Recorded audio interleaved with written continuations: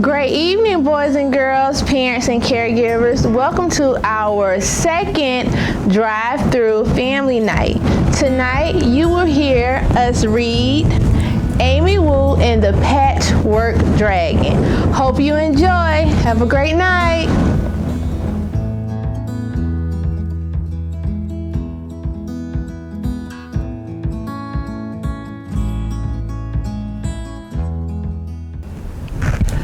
During story time, Miss Mary reads Amy's class a book about dragons. Dragons that hoard treasure, dragons that blow fire, dragons that fight knights in gleaming armor. Afterward, she tells everyone to make their own dragons. Make them special, she says. Make them yours. Sam draws a dragon with enormous teeth. He crafts the wings from postage stamps. Willa sculpts a dragon with a big, fat belly. She strings daisies for the tail. Amy paints a dragon with a long, thin body. It has horns like a stag and claws like an eagle. Are you sure that's a dragon? Asked Sam. It doesn't look like a dragon, adds Willa. Amy says, maybe they're right. Amy scribbles with her pencil and doodles with her crayons. She glues beads to her paper and some to her hair. Bits of dragons emerge. Dragons with shiny green scales. Dragons with leathery wings. They look great. They look just like the dragons in Miss Mary's book, but none of them work. None of them feel quite right. These dragons are not the dragons Amy wanted to make.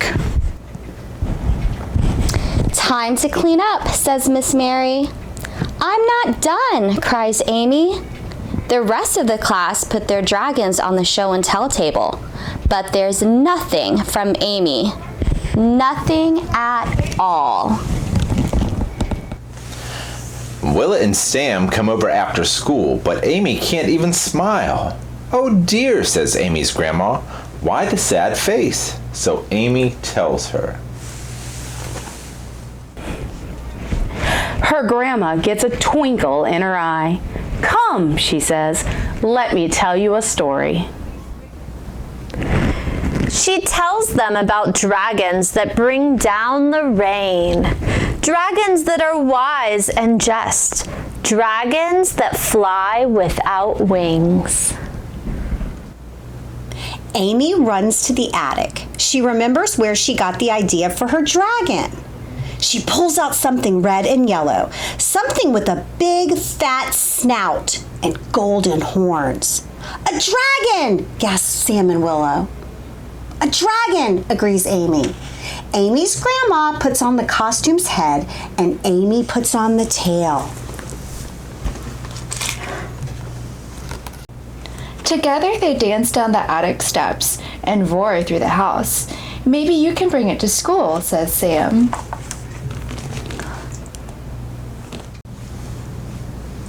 Please bring it to school, begs Willa. Says Amy.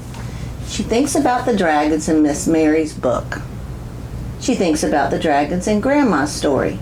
Bringing this dragon to class would be great, but there's something missing. Something to make the dragon Amy's. After Sam and Willa go home, Amy begins to plan. She shows her sketches to her family. Will you help me? She asks. They measure out fabric and cut it into shape. They carve a cardboard frame and fasten the cloth. Amy knots together 3 silk scarves. Then she adds some beads and some glitter and a little more glitter just because. Ready? Asks Grandma. Amy takes a deep breath. Ready, she says. Amy comes to school with a big paper bag. The other children gather around. Is it your dragon? Asks Willa. Show us, cries Sam.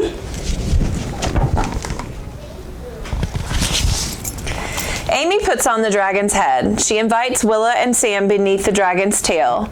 Together, they dance through the classroom and roar between the desks. Everybody cheers.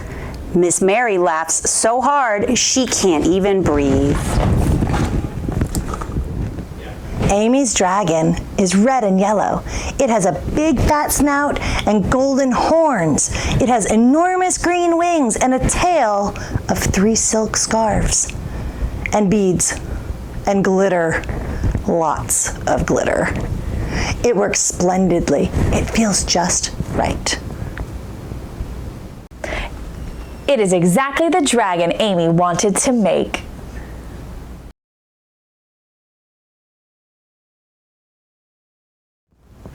Hello, Ruth Upson. Now that you've watched our teacher read aloud of Amy Wu and the Patchwork Dragon, you're probably wondering what got sent home in these little bags, in case you haven't already peeked. So aside from the fantastic treats that are inside, some popcorn and some other snacks for you, we have some activities for you to do. Each grade level band has their own set of activities, and then we have some for everyone to do as well. Pre-K through kindergarten will receive a spinner kit and a graphic organizer for your parents to help you organize your thoughts about some of your reading. Third grade will receive what we used to call fortune tellers, and that's just some ways to think about your reading and talk, have some conversation about your reading. Fourth and fifth grade will receive an article on the Komodo dragon, and there's a graphic organizer on the back to help you organize your thoughts as well. In addition to the grade level specific activities, we have some activities for everyone to complete. Now, in order to complete these activities, you're probably going to need some items, such as a glue stick or some glue, and a pair of scissors. The first activity that you can complete is on this purple sheet here, and it has directions on how to make emotion masks. For that, you'll need the paper plate that's in there, a popsicle stick, and that glue stick I was talking about earlier, and maybe some crayons or markers. It's a fun activity. The second activity, you'll notice that you have a strip of construction paper, a cutout of a dragon head and tail and feet, and some popsicle sticks. And what you'll do is you'll color in the dragon head and the feet and the tail, and you'll glue it all together to make your own paper dragon, such as this one. And then, as always, we have our Reader's Bingo. Make sure you fill out your bingo cards and make reading magical.